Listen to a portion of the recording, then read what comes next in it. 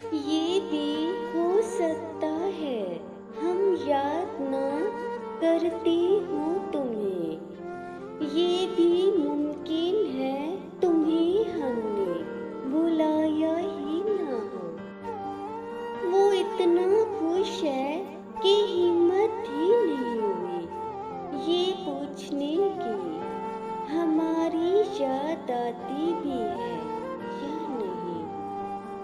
मुस्कुराती आँखों से अफसाना लिखा था, शायद आपका मेरी जिंदगी में आना लिखा था।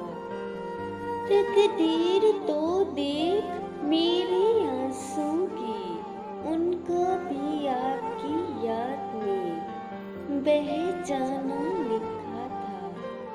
तुमने सोचा बहुत मिल जाएंगे चाहने वाले, ये ना सोचा फर्क होता है चाहतों में भी।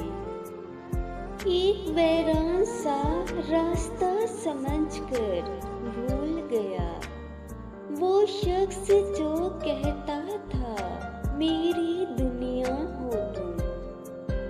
तुमने जाना था मैंने जाने दिया, इससे बढ़कर मैं और वफा क्या करती।